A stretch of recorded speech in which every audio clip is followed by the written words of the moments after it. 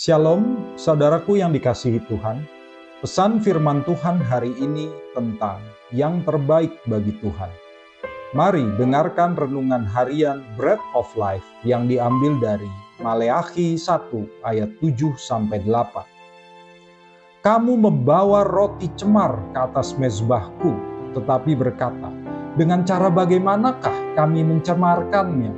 Dengan cara menyangka meja Tuhan boleh dihinakan.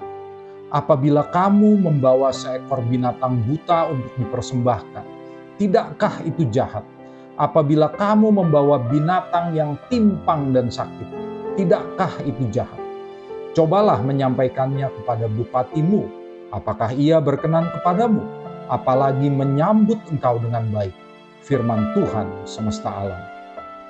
Tuhan menegur umatnya karena cara mereka beribadah. Mereka tetap datang ke mezbah Tuhan dan tetap mempersembahkan kurban. Tetapi yang mereka bawa adalah hewan yang buta, timpang, dan sakit. Sekalipun ibadah tetap berjalan, tetapi di mata Tuhan, ibadah itu tidak bermakna. Bukan karena Tuhan membutuhkan kurban itu, melainkan karena persembahan tersebut mencerminkan hati umatnya. Tuhan bahkan berkata dengan sangat tajam, cobalah menyampaikannya kepada bupatimu, apakah ia berkenan kepadamu? Artinya, jika untuk manusia saja kita tahu bagaimana memberi yang pantas dan layak, mengapa kepada Tuhan kita malah hitung-hitungan? Mengapa kepada Tuhan kita justru memberi seadanya? Karena masalahnya bukan pada besar kecilnya persembahan kita, tetapi pada sikap hati di baliknya. Persembahan kita hari ini bukan kambing atau domba, tetapi apa yang ada pada kita.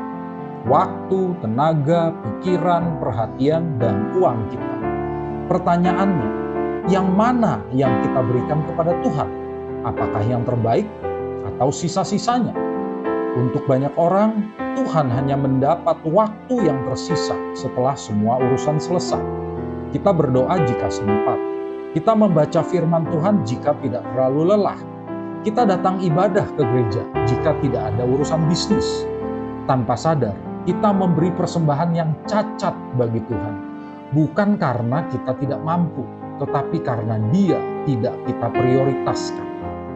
Ibadah bukan soal rutinitas, melainkan soal penghormatan. Memberi yang terbaik bagi Tuhan berarti menempatkan Dia sebagai pusat hidup kita. Dan ini berarti Dia harus menjadi prioritas dalam seluruh aspek hidup kita. Karena ibadah bukan hanya hari Minggu di gereja. Jika kita menjadikan Tuhan sebagai pusat hidup kita, maka sepantasnya lah kita memberikan yang terbaik baginya. Dia tidak meminta persembahan yang mahal. Dia meminta hati yang menghormatinya. Ketika Tuhan menerima yang terbaik dari kita, itu bukan berarti Dia kekurangan dan membutuhkan sesuatu dari kita.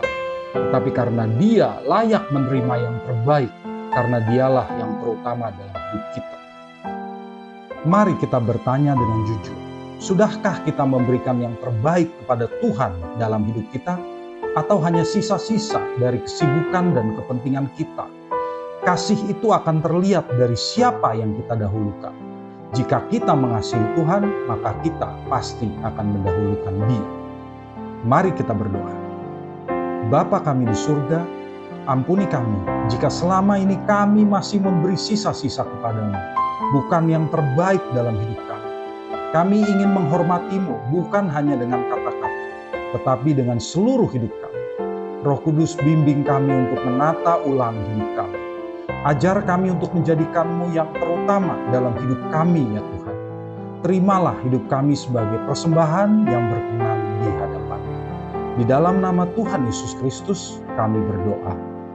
Amin.